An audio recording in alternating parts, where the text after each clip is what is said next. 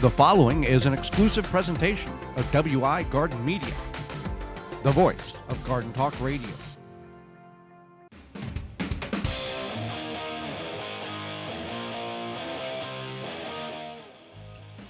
Coming up on the program today, it's about keeping your tomatoes healthy and growing all season long, as well as canning prep. Our guest will be author and Garden Talk Radio host Stan DeFreitas will be with us, and will answer your garden questions, and that all starts right now. You are listening to the most informationally packed hour of garden-focused radio in the country and on the internet with your host, husband and wife team Joey and Holly Baird. This is the Gardening with Joey and Holly radio show. Welcome to the Gardening with Joey and Holly radio show. Thank you for being with us today. I'm your host, Joey Baird. Beside me is my wife, co-host, best friend, and gardening partner, Holly Baird. This program is for you, about you, to help your garden grow better, to maintain your landscape, grow healthier trees, make your grass look greener, as well as preserving what you grow. If we thank you for listening to our program today, whether you're listening on one of the 15 radio stations across the U.S. broadcasting our program, via podcast replay, in-studio video replay, through our parent website, the WisconsinVegetableGardener.com, under the Season 5 tab at the top of the page, we thank you. You want to get a hold of us, you can do that, and a couple of the easiest methods in which to do such is you can send us an email at gardentalkradio@gmail.com, gardentalkradio@gmail.com, or if you'd like to actually talk to us, you can give us a ring-a-ding-ding on your mobile device, toll-free, coast-to-coast, 1-800-927-SHOW, 1-800-927-SHOW. That's 1-800-927-7469. Big program lined up for you, so Holly, let's get into it. First topic of the day is keeping your tomatoes healthy and happy and productive all season long, or getting to the point to keeping them healthy and happy so they are productive for the rest of the growing season. Yeah, you definitely want to make sure that you have done a few things for your tomatoes. And I think one of the biggest questions we get, a lot of people have this issue, is blossom end rot. So when you have blossom end rot, you go to pick your tomato, you turn it over, and at the blossom end, which is like the bottom of the tomato, it's all brown and just disgusting looking. Black, slimy, undeveloped. So what is occurring here is it has not been able to properly develop the bottom portion of that fruit. Could be a variety of different reasons, but one of the most common reasons is lack of watering. And the lack of watering directly is tied to the underdevelopment of that tomato, because there's minerals and nutrients in the soil that gets uptake by all plants when there's enough moisture in the soil to transfer those nutrients up through the roots and into the plants for the necessary means in which that plant is using them for. So the soil gets really dry. It can't, and the fruit is developing, and it cannot transfer that calcium, which is one of the main elements of the deficiency problem there, into the plant to develop the bottom portions, or the portion that is black that you're seeing. So watering is the key. Now, that is, like I said, that's the most common. There are other elements that can be contributing factors, but 95 to 98% of the problem that is caused by blossom end rot is the calcium not being able to be transferred from the soil up the plant to develop the fruit correctly. Right. So that is a major problem. So we want to water regularly. Yeah, you want to water regularly. So whether that means using irrigation or just getting yourself on a watering schedule. Right now, we're in a drought. Yes. So if you, and the temperatures have been pretty warm. So if you live in an area where you have a drought and the temperatures have been warm, if you need to, you might have to water twice a day. Not always, but if you have containers, if you have your plants in pots, you likely will want to water twice a day. And we've got many devices. We've got Tree Diaper. We've got the Water Hoop. We've got dripworks.com irrigation system. We've got a number of products that can help do that, whether you need to hook them up to a faucet or let them naturally absorb water and then release it when the soil needs it. So that's the key to fixing that problem. If you see it on your plants right now, doing the steps of watering, keeping that soil to a damp consistency, will not fix the problem on the fruit currently. You want to remove those fruits immediately as soon as you see it, because you don't want to have the plant spend extra energy creating the rest of that fruit when it's not going to be developed correctly. Start watering right now. It will help and prevent or greatly reduce the next set of fruit that will be developing on that tomato plant. Right. So that's what you can do for the blossom end rot. So another issue we have, or another thing you can take care of, is early blight. And so it's not too late to do this. Quick snap watering system as well. Oh, quick snap there.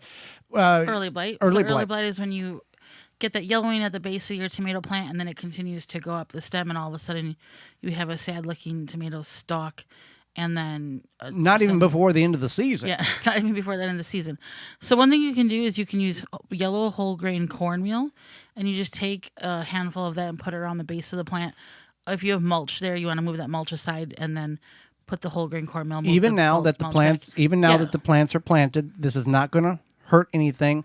Whole grain yellow cornmeal. And people have come up to us when we used to be able to do talks in the world and would say, I thought this was the craziest thing ever. I did it, had the best tomatoes I've ever had. So it does work. We absorbed this information from a master gardener out of the Austin, Texas area, I believe, Bob Webster. He'd been doing it for a number of years. We've been doing it for a number of years since we've learned about this. And our tomato crop has been phenomenal to the level that it has never been prior to that. We'd had that stalks and the fruit and all the leaves dead on it. So the reason it works is there's good and bad things in your soil. Early blight is one of them. And the whole grain cornmeal has this beneficial fungi called trichoderma. And for whatever reason, it helps combat that early blight. So the handful of cornmeal, and then also we highly suggest mulching too, helps keep that at bay, because when it rains or when you water, it splashes up onto the leaves of your plant. So that cornmeal helps the problem. Also, removing the lower 6 to 8 inches of limbs and leaves up the stalk from ground level, opening up that lower portion of the plant to allow air circulation and reduce the splash up, in addition with the whole grain cornmeal and the mulch, eliminating some of that lower foliage greatly helps that. Even if you have limbs that are up above in the upper tier of the canopy of the plant that's leaning down or stretching down to the ground, cut them in half, get rid of them, because any splash up will incur with those and cause problems. 90% of the problems your tomato plant is going to face this year will have to do something with the soil splashing up on it. Right. So that brings us to keeping your mulch plentiful. So we use a lot of leaves from using the right mulch. And the right mulch. Yeah. We use a lot of leaves from the previous fall, but as they break down, and they will break down, we might have to come in and backfill with something else as the summer goes on. So what can we use? Well, we can use straw. Straw is a really good option. It seems to be becoming more popular for people to mulch with straw, especially around their edibles. So you want to use straw, not hay, and you can usually just get bales of straw from your local garden center. If you live near any sort of farmland, sometimes farmers will sell bales of straw, but you can definitely use straw. Another option is the leaves. So if you save a bunch of leaves from the previous fall or this fall, think, I might want all these leaves for mulch, that's definitely an option. Another option is dried grass clippings, but you want to make sure that there was nothing sprayed on that grass to like a broadleaf herbicide.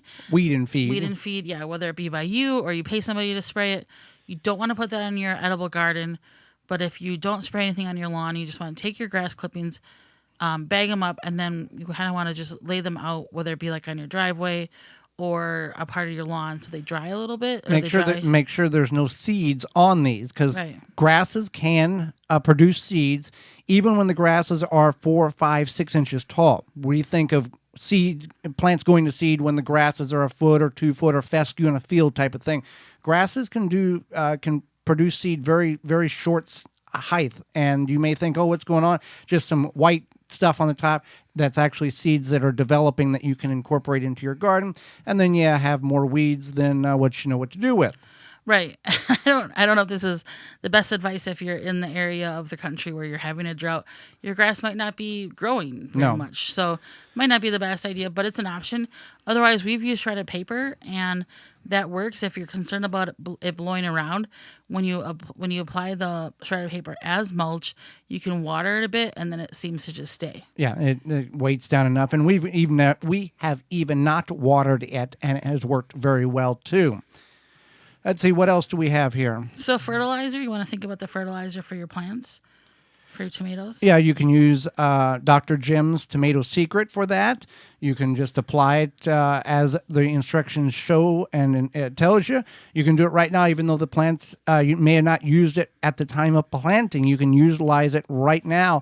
And you want to feed your plants, whether you have good compost or growing in good raised bed mix or not. Now, we have lacked in this category for a number of years.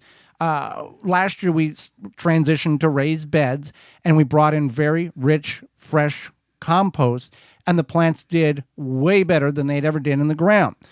We topped the beds off this year, and we are going to supplement with a liquid fertilizer or like a Dr. Jim's. We will also can use a Ivy Organics 6 macro fertilizer as well in order to feed the plants. Preferably an organic means, whether that even compost tea, you can certainly do that. But we want to essentially give the plants more nutrients than it needs, so it's never lacking in, I need more, I don't have it, and the plant suffers in production. Right. So you definitely want to make sure that you are feeding as they need to be fed and using the fertilizer. Another quick thing is to look for problems. You're probably thinking, somebody told me not to go looking for problems, but you want to look for problems. Right. There's 4 billion different things that can go wrong with your tomato plants. We've covered about the most common ones that we get on a regular daily basis come in to gardentalkradio@gmail.com. So I think the biggest thing is just, when you're out there, whether you're weeding or applying mulch or whatever, just look at the leaves and see how the tomato plants look. Look around, make sure you're not seeing anything strange, because as soon as you see if you have a problem, as soon as you see the first sign of the problem, I promise you it's not going to get better. Over time, it's probably going to get worse. If it doesn't look right, it's probably not right. So it's time to start looking at what's going on. Well, speaking about if it doesn't look right, it's not right, Walton's Incorporated is not that. They've got all the products and tools you need, everything but the meat, whether you're making meat sticks, taking the animal from animal to edible, and everything in between. Yeah, Walton's will help you get your product right. So we know you care about where your food comes from. We're going to talk about canning later, preserving your fruits and vegetables, etc. Walton's Inc. has everything that you need: equipment, seasoning, supplies. You can make sausage, jerky, all that good stuff. Walton's also has meatgistics.com, an informational website to help you make the best finished products. So that has meat grinders, mixers, sausage stuffers, seasoning. The seasoning is magnificent. The seasoning is delicious. And it's not just for meat, it's also for vegetables as well. Baked potatoes. And it helps you go from animal to edible. Walton's is everything but the meat, and that's waltonsinc.com. Well, when we come back, don't go anywhere. We're going to be talking about canning prep, and we figured out where all the canning lids have gone. You're listening to the Gardening with Joey and Holly radio show. Got a question for Joey and Holly? Send it via email anytime to gardentalkradio@gmail.com. Do your trees look sad? When we here at the Gardening with Joey and Holly radio show gardens have tree and shrub issues, Dr. Jim's is the product we reach for, as it is the product that works. It really provides results. Their small batch, extra potent blend of readily available nutrients is exactly what your trees, plants, and bushes need to regain their health and stay bug-free. It's super easy to use. It feeds the microbes and adds new life to your soil so you can grow stronger plants. Chemical-free, environmentally responsible fertilizer that works. It will put a smile on you and your plants. To find out more about Tree Secret and other products, visit drjims.com. That's drjimz.com.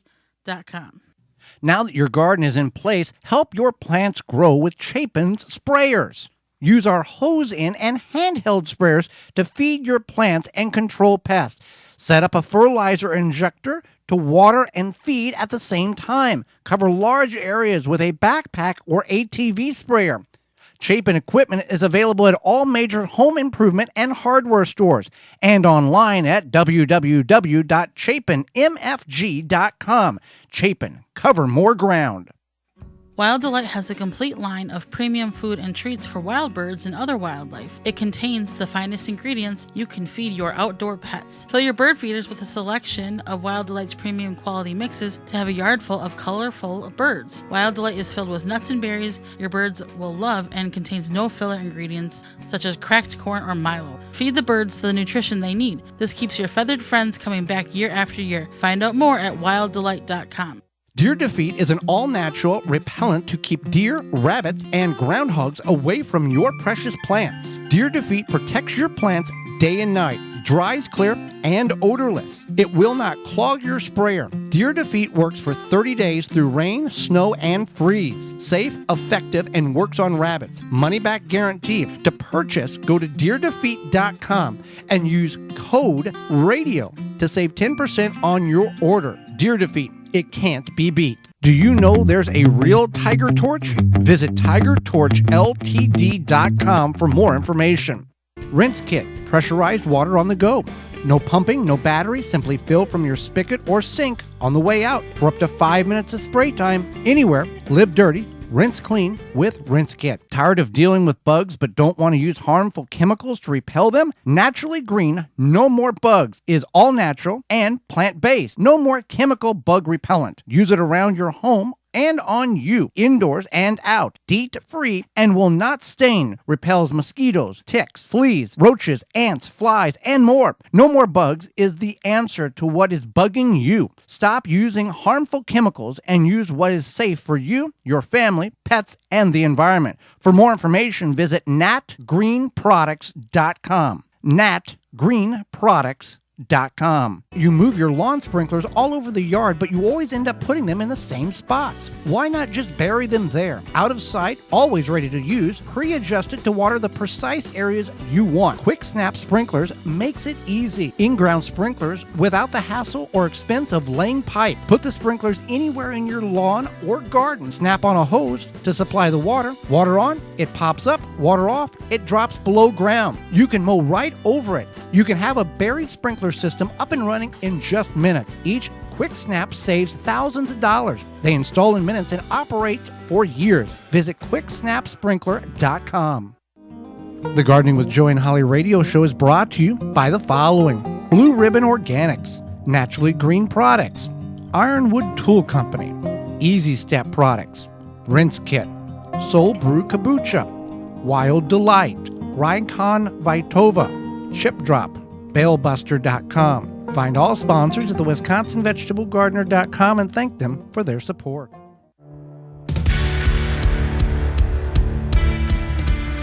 Welcome back to the Gardening with Joy and Holly radio show.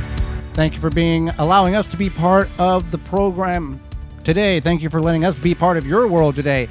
With the drought being going across the country, Tree Diaper has the device in which you can utilize in order to water your plants consistently. Before Tree Diaper, watering trees, shrubs, and bushes was not your favorite job on your property, let's be honest. But with Tree Diaper, it's not really a job. Tree Diaper is a revolutionary watering system that slowly releases stored rainwater when plants need it, or you can water it yourself. The Tree Diaper is filled with water from rain or when you water, and it slowly releases water over 3 weeks. No pipes, hoses, or electricity needed. Whether you're a first-time gardener or advanced, Tree Diaper will improve the way you water your plants. Every time it rains, Tree Diaper recharges. Made in the USA, you can find all the sizes they have available. That's treediaper.com, treediaper.com. Well, we are going to soon be in the time of canning what you grow, and we need to get canning prep. We need to get our tools together, get our equipment together, know what we need to know, and don't do what shouldn't be done so we can do things the right way the first time, and it's safe. Right. So I know here canning lids have been difficult to find, and I know that in other areas perhaps too. And so earlier this week, I called Ball Canning. I called their consumer services hotline. And I spoke to a very nice gentleman named Michael, and I asked him like, "What's up?"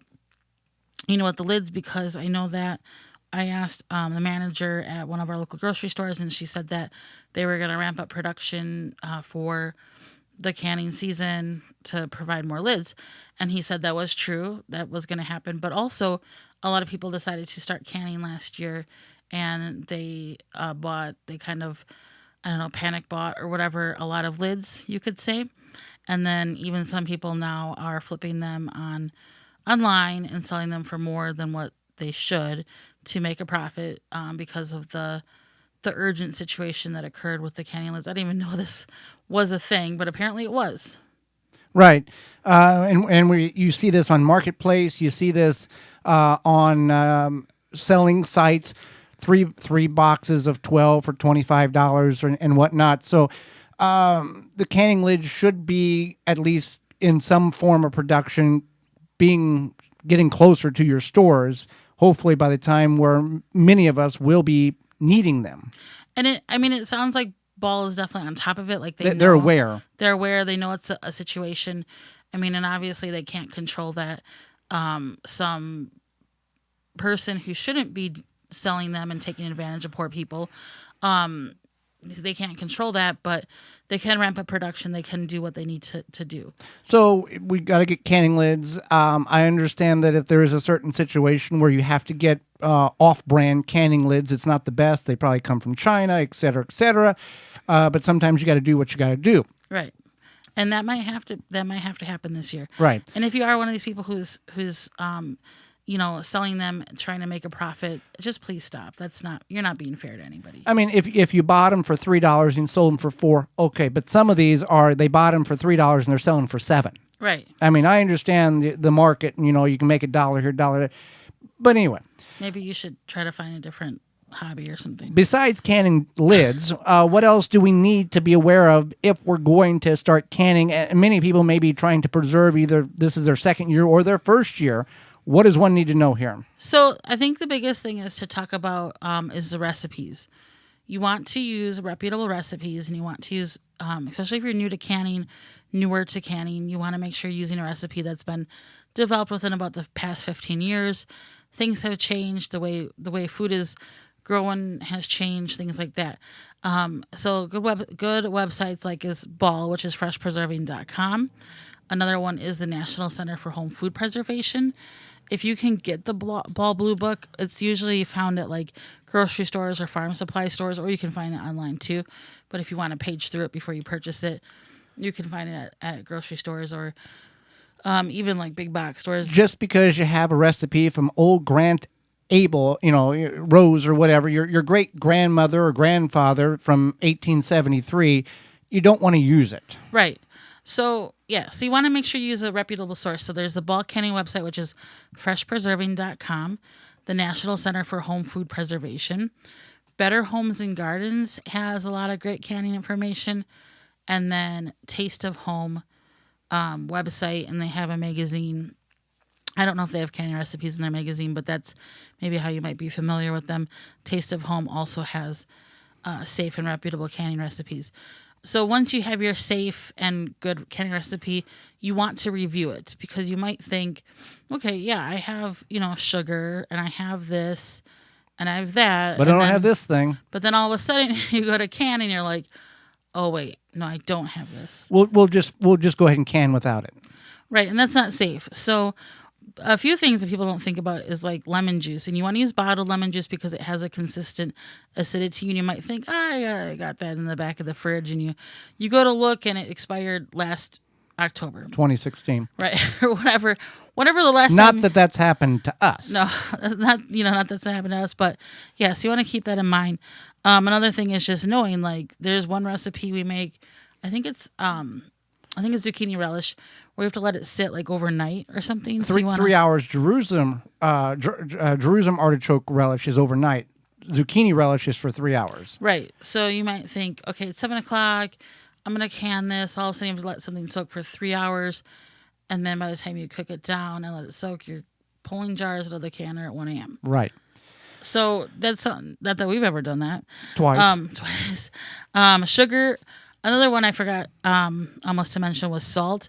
A lot of times it calls for canning salt, so it's just because it doesn't have that iodization. So canning salt is what you want to use. And isn't canning salt just a little larger granular size than iodine salt? I think so. But you have to use uniodine salt, or what is called canning salt, in order for the science to do what it needs to do. Right.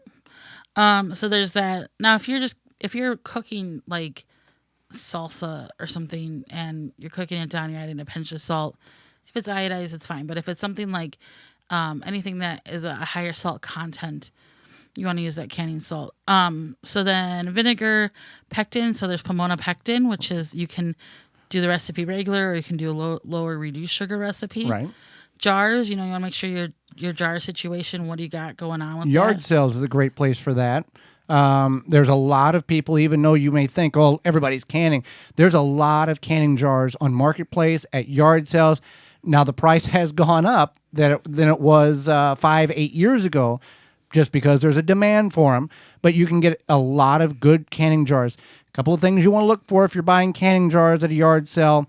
Kind of hard to do this on Marketplace is rub your finger around the rim to make sure there's no cracks or dings or fractures, and make sure they say mason jar on them. It's not just a clear old 1987 mayonnaise jar that's thin wall. That's not good for canning. Yeah, you want to make sure they're proper mason canning jars. And definitely, check that situation out. Make sure that maybe you have enough for what you need. You might still have a lot of canned goods on the shelf, and you might think, oh, I got enough jars, whatever, and then you don't. So you kind of want to plan for that. Another thing is pectin. So there's Pomona pectin. Again, you can use lower reduced sugar recipes with that, or the full sugar as well. It's just a better option depending on what your need is. Well, there are recipes and there are ways of canning in which you do not have to add any sugar at all. You can use water, like peaches. If it's everything, all peaches except for, I think it's white peaches, you can just put water in. You don't have to add a syrup. Right. So I'm talking about pectin. Right, yeah, right. Pectin. You don't can peaches and pectin unless you're making like peach jam or something. Right. And we've covered this before, but I want to ask it again. Difference between jam and jelly for people who are new. Sure. So jam is canned with the chunks of fruit, and then jelly is just basically the liquid, and then it makes like a gel, like a Jello type consistency that you spread on your whatever you do with your jelly.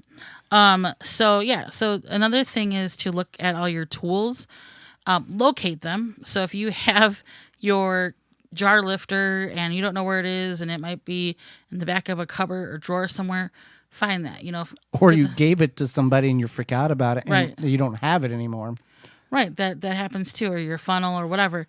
So you want to definitely make sure you are collecting those items and getting them prepared and making sure they work proper. Like our canner is a little bit I don't know, seen better days, but I'm not our canner, our jar lifter has seen better days. Yeah. So that's another thing. And then that's another thing, locate your canners. You might have put them on a high storage shelf somewhere, and you want to get them down and make sure they're nice and ready to go. Well, back on the tool situation, you need a head measurer, a funnel, jar lifter.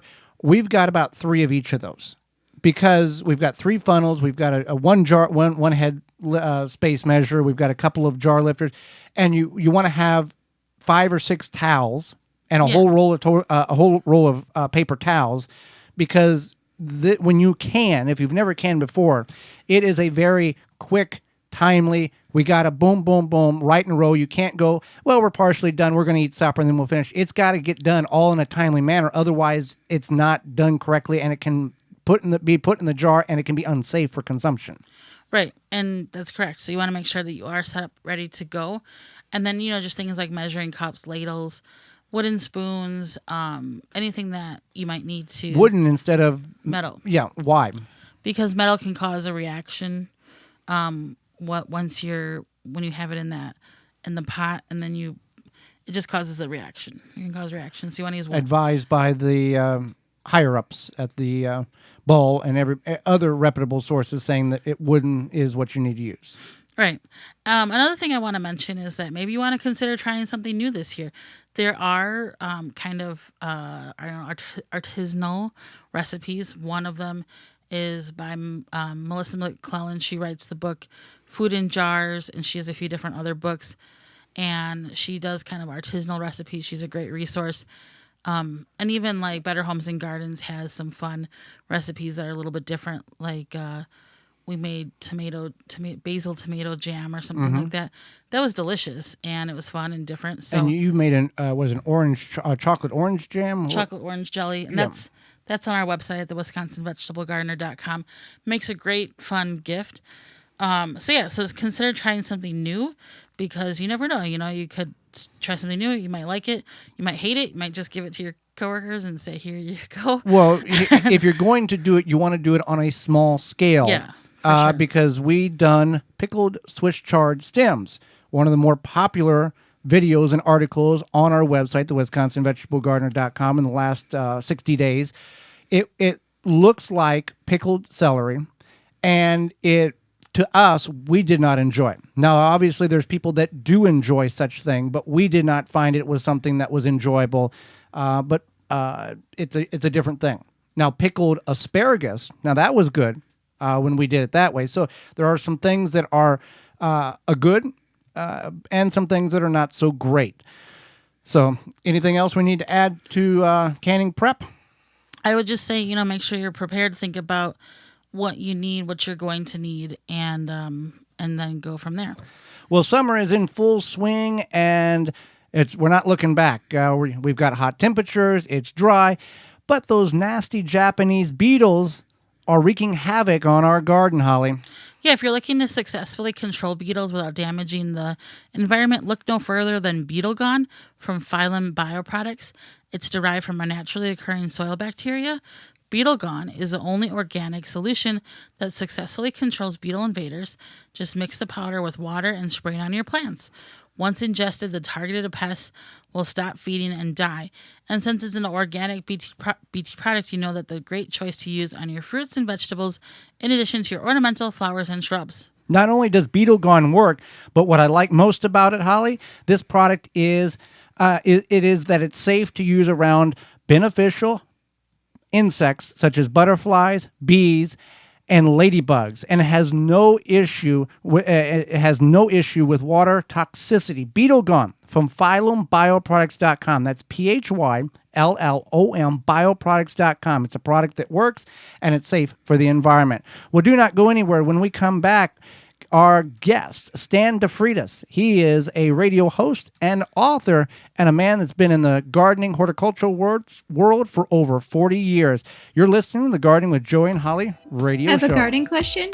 Give Joey and Holly a call now or anytime 24/7. Just dial 1-800-927-SHOW. If you can't get through, leave a message and they will call you back. Call now, 1-800-927-SHOW.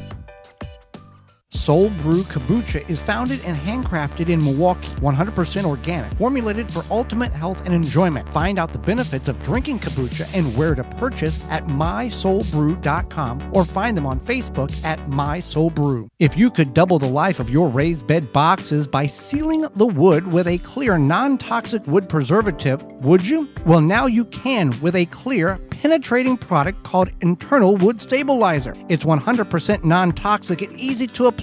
Seal your untreated wood surfaces, even chicken coops, by spraying on Internal Wood Stabilizer.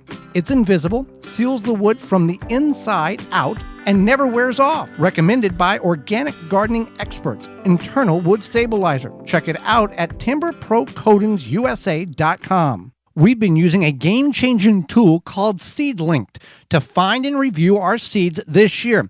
It makes finding the right seeds simple. It is driven by growers' data, so you can really see what's best for your location. Check it out at seedlinked.com or download the mobile app today. The number one key to healthy, productive plants are the roots. Starting from seed to full-grown plants, rootmaker.com has the answer. From seed starting trays with an innovative design that air prunes the roots, creating a fabulous root system, never again will you have root-bound plants, to multiple gallon grow bag sizes to raised beds. Rootmaker.com has your grow needs covered. Visit rootmaker.com. Use coupon code RADIO21 and get 15% off your entire order. Seed Savers Exchange has been saving, preserving, and sharing heirloom seeds since 1975, and today continues to provide those seeds for gardeners just like you. They have over 600 varieties.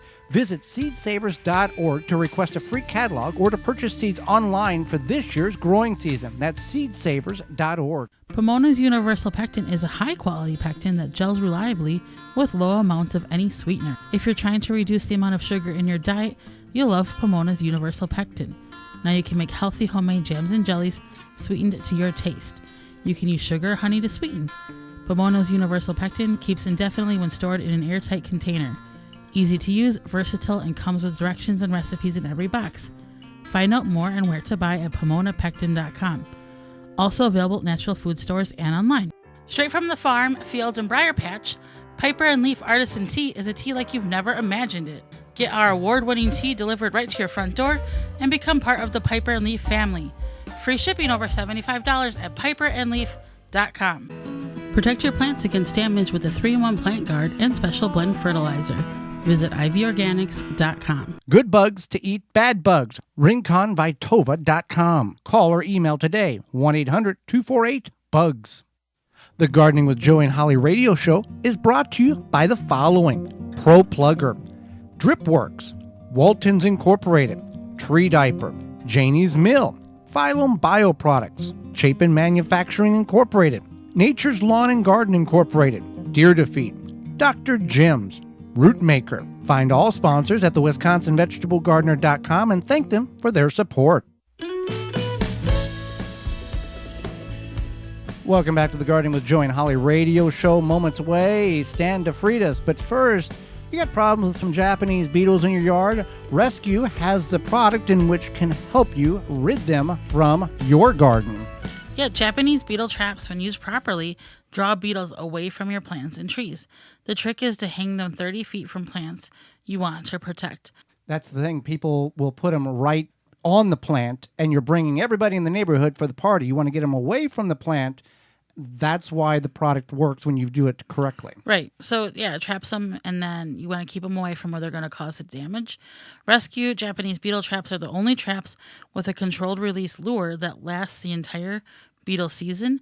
They have an extra large bag that is welded directly to the trap, stays put even when it's full of beetles.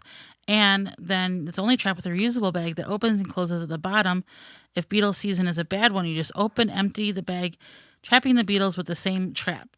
You can go to rescue.com for all their products, traps, and then they're made in the USA. So that's rescue.com. Holly, let's go to the hotline and bring in our guest for this week. Yeah, Mr. Green Thumb, Stan DeFreitas, is an urban horticulturist, columnist, author with over 40 years of gardening experience.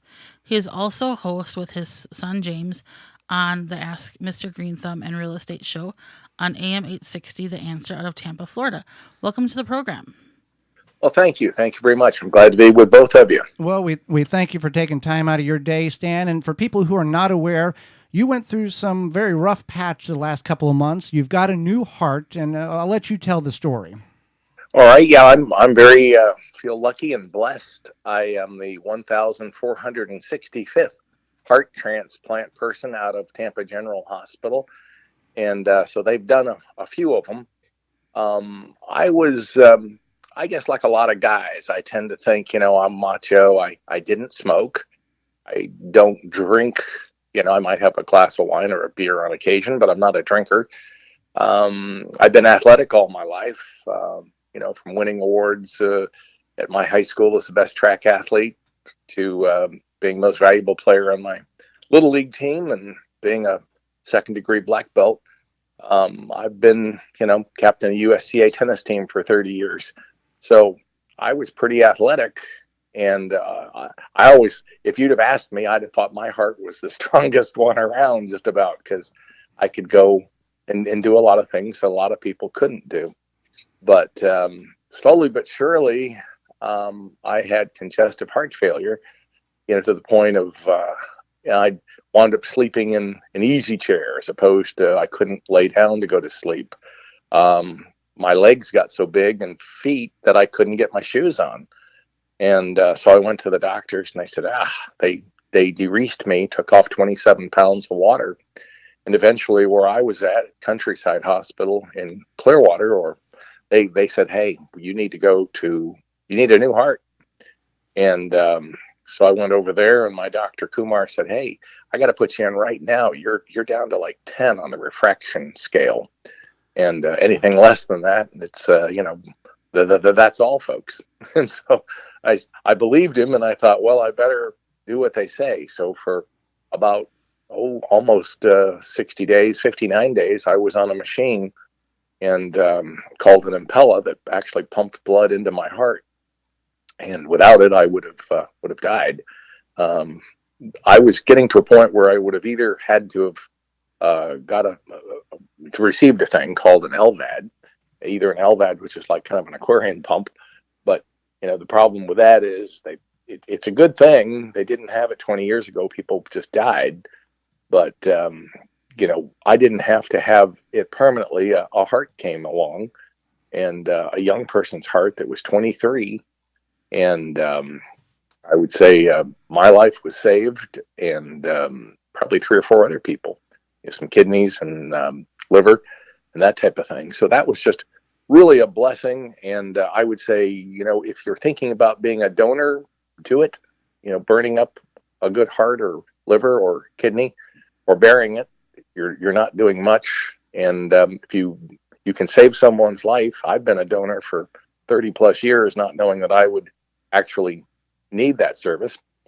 But to me, it was a blessing that she gave me the gift of life. Now I do have to take anti-rejection drugs. But it's glad we're glad that you're here with us to not only help educate Holly and myself, but all of our listeners across the country with some gardening questions. With 40 years of experience, you probably know the answer to a couple of that we're going to ask here.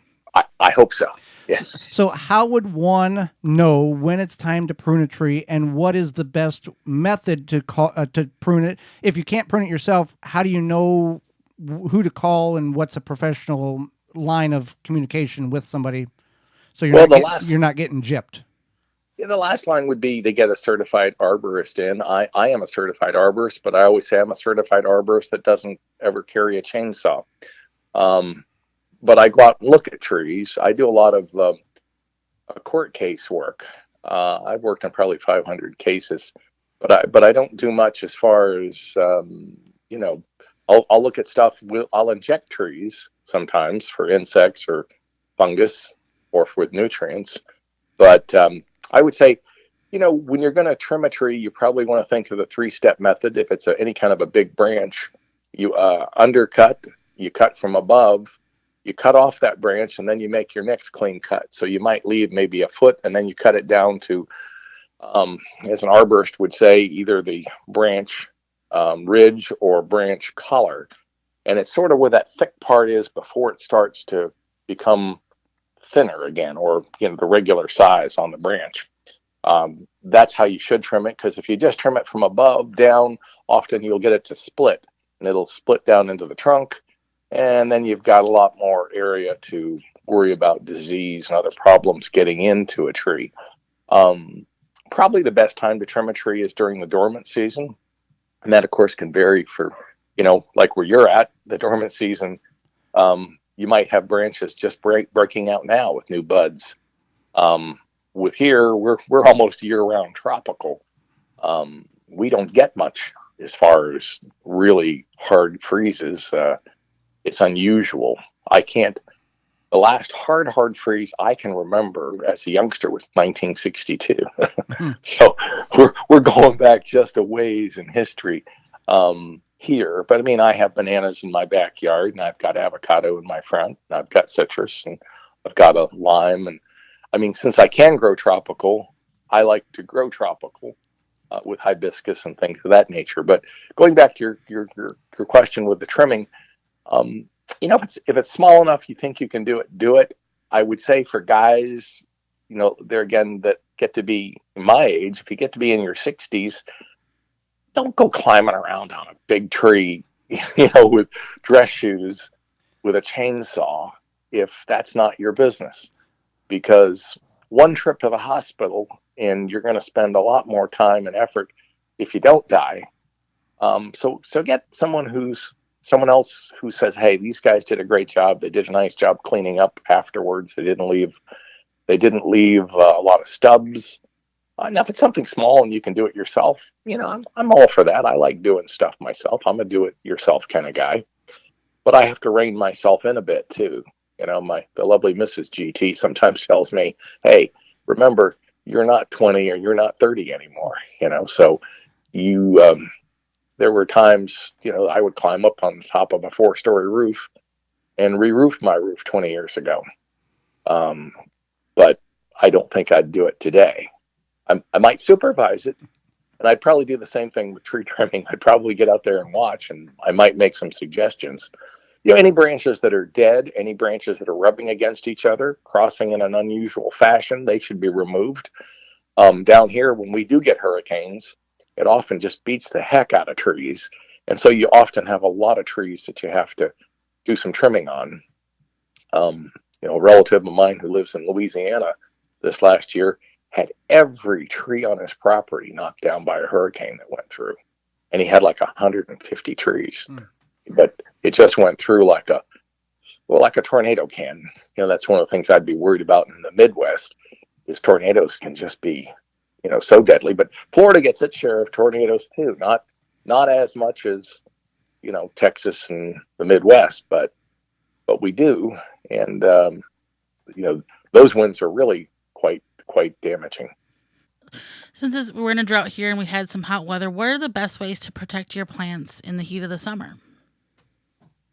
Well, water is always the key to life, so make sure you can get some water to them, and that's sometimes difficult. I have an automatic sprinkler system, and we have reclaimed water down here, so that makes it nice. I can use water legally every day, but if you didn't, I'd still think about if the tree needs shade, how about get some shade cloth, build a little block from the sun. If you're getting really hot sun and you're not getting enough water, you can kind of build a little shade house, if you will, or at least a shade screen on one side where the sun's really beating down on it. I find here, and I'm sure in your area too, from about 1:30, 2 o'clock till about 4:30 to 5, it just really is quite hot.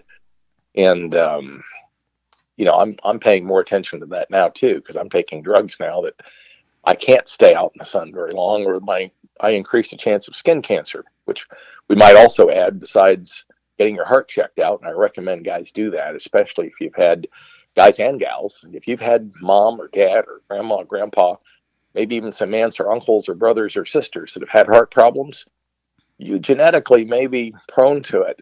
And don't just say, "Oh, I'll spit on it and take 2 laps," because that was kind of my attitude. So I would say, as I like to say, I was in the river in Egypt. I was in denial. I kept saying, "No, it can't be me." So the same thing is true for other activities that you may be in. Be careful. Watch the salt. I've always been one that loved to put a little salt on, a little pepper on. I know, Holly, you like to can and stuff, and you get stuff fresh from the garden. We should be eating more stuff from the yard and garden and less from packaged and bagged food. It's fun to eat potato chips, but let's face it, they're not that healthy for you. French fries taste great. They're not that healthy for you. Um, they're a vegetable, though. You could say that. Right. But so I say some of those things just because, and I've done it too, because a lot of times I'd come in from tennis. I played 3 hours of tennis. I'd go, I could go get me a McDonald's or Wendy burger and a fry and a drink, and it's just a matter of driving through the drive-through, and that's not bad on occasion. But I was probably doing that once or twice a week. So maybe, if anything, I was overdoing some of the foods that I knew that I shouldn't be. But, it's a little extra work to cut up the carrots and the celery. It's a little extra work to handle some of the veggies. But I've grown hundreds of broccoli over my time, cauliflowers and Brussels sprouts and lettuce. Lettuce is always easy to grow. If you've got some even partial shade, the greens will grow. So, tomatoes, of course, eggplants, anything in the Solanaceae family likes that full sun, like peppers, eggplants, tomatoes. So if you've got a spot that's getting really full sun, just make sure you can get water to them. Right. Well, Stan, we greatly appreciate the time that you've given us. How can people find out more about you? How can they listen to the show on Sunday mornings? Well, they can go to AskMrGreenThumb.com, and it'll take you to, you can see listen to some of our past shows. You were on one of them just recently. Yep. And we appreciate that. And certainly we encourage people to, they can go to 860 as well, AM. I know you're on a bunch of stations, and I at one time was on like about 100 stations. So it's always fun to get people, contacting you from all over and saying howdy. And sometimes we can answer their questions and sometimes not, but I usually try to find the answer if I don't know it right away. You can't know it all. Right. But I think it's been fun. I'm hopefully now I have another 20 years of hopefully doing some radio and some podcasts. Well, we are happy that you were able to be one of the fortunate, blessed ones to receive a heart and able to continue to do what you're doing. I appreciate that, and thanks to all of your audience out there. I wish them all that they have a great day, and be good to yourselves. Check out your health. Check out your heart. Thank you. Thank you, Stan. And when we come back, it's all going to be about your garden questions, our garden answers. This is the Gardening with Joey and Holly radio show. Got a question for Joey and Holly? Send it via email anytime to gardentalkradio@gmail.com. This week's garden tip is brought to you by Yard Glider, the cart without wheels, loads without lifting, hauls more, dumps faster, built to last, and built for hard work. Multiple sizes available at yardglider.com. That's yardglider.com. As your cool season crops to go to seed or bolt, that doesn't mean you need to pull them up. You can save the seeds from them, but also the plants are still edible. You can take romaine lettuce that is going to seed and cut out the central stem of each leaf, and the leaves themselves are edible. If left fully intact, they are very bitter. Radishes going to seed, once flowered, they will put on a small green pod. It is edible and tastes just like the bulb itself.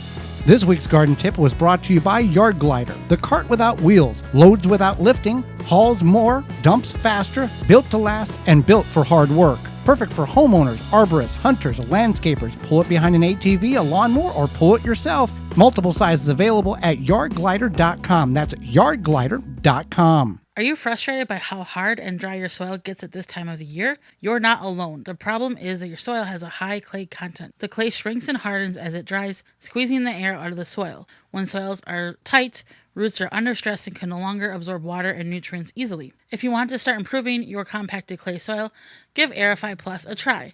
For 20 years, homeowners and landscapers have been using liquid Aerify Plus to aerate and bioactivate their soils. Aerify Plus contains a soil penetrant as well as a liquid humates and seaweed. Visit our friends at natureslawn.com to find out more about this amazing Aerify Plus product. That's natureslawn.com. Dig planting holes from a comfortable standing position. Step, twist, pull, and plant. Visit ProPlugger.com. Brought to you by Blue Ribbon Organics, providing locally made organic compost and soil blends for gardens, farms, landscaping, and more. Visit BlueRibbonOrganics.com or call 262-497-8539 to find their products nearest you. The Water Hoop is a portable water sprinkler system that allows you to target water evenly around the root ball of your tree or bush. Conforms to various shapes for your watering needs. The Water Hoop reduces runoff and saves money. Visit waterhoop.com. Make watering easy. DripWorks provides quality drip irrigation supplies and equipment to gardeners just like you for all your growing needs across the U.S. and Canada. Purchase online at dripworks.com. We know that you appreciate the value of a beautifully landscaped yard, but tackling such a project yourself can seem way too complicated, right? Bloomin' Easy plants are the answer. Their plants are low maintenance and offer exceptional beauty and color for your yard. Plus, they offer free seasonal care reminders with simple how-to videos tailored to the plants that you choose. With Bloomin' Easy on your side, creating the yard that you've always wanted becomes as easy as plant, water, and relax. Check them out at your local garden center or by visiting bloomineasyplants.com. The Gardening with Joey and Holly radio show is brought to you by the following: Simply Earth, Seed Savers Exchange, Quick Snap Sprinklers, Water Hoop, Timber Pro Coatings, Bloomin' Easy Plants, Pomona Universal Pectin, Ivy Organics, Tiger Torch, Happy Leaf LED, Seedlink. Find all sponsors at the WisconsinVegetableGardener.com and thank them for their support.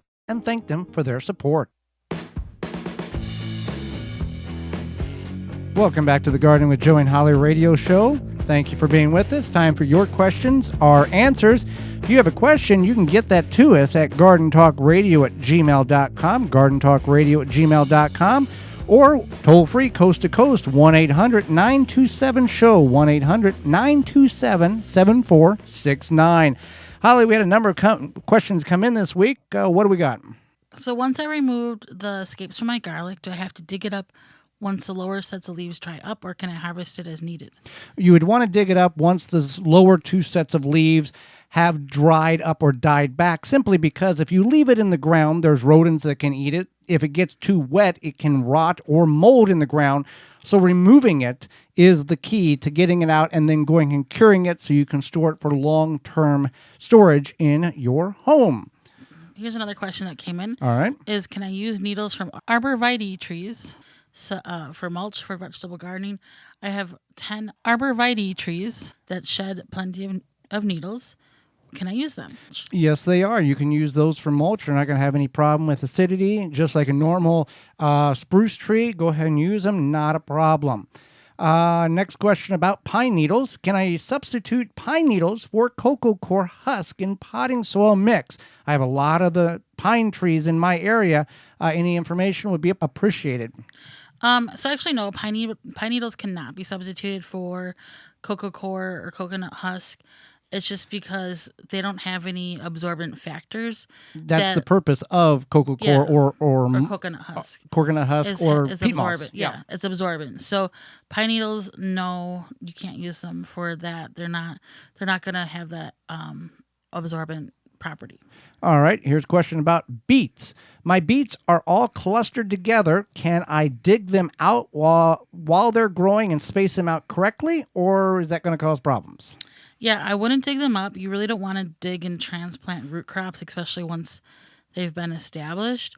So unfortunately, no, you're going to just have to let them grow as they are. But then next year when you grow beets, you want to thin them out, and you just simply trim. You got to thin them out this year in order to get them to grow correctly. If they're already growing. Yeah, thin them out, cut them with a scissors, remove them so you have one every 3 to 4 inches like we did, and you figured out that beet greens wasn't that bad of a tasting thing. You eat baby beet greens. Beet greens. Little, that's right. not full grown. So the what's going on there is every time you plant a beet seed, there's 4 or 5 seeds in that cluster seed. That's just the way nature has designed. So whenever you plant it, all of them grow, and then you need to cut back the weakest ones, leaving one there, not digging it out because it can damage the one that you're trying to save. And then that way you can have your beets spaced properly. You can use the baby beet greens as a salad or just eat them. And then that way it will allow you to have bulb development. If you let them all grow together, you're not going to have very much to any bulb development. So with that, we are out of time, and we thank you for yours. Did you miss any portion of the program this week? You can certainly revisit it by going to our website, thewisconsinvegetablegardener.com, and clicking on the Season 5 tab at the top of the page. Or you can send us an email to gardentalkradio@gmail.com, and we will send you the link to this program. Tune in next week. Do not miss it, when we will be going over how you can grow mushrooms in your home and on your property, as well as spring seed collection capabilities or tips we'll offer you on that. Yeah, you can save seeds in the spring. Our guest will be author Wendy Silverado, and we'll answer your garden questions. So until next week, for Holly Baird, I'm Joey Baird, and we will see you in the garden.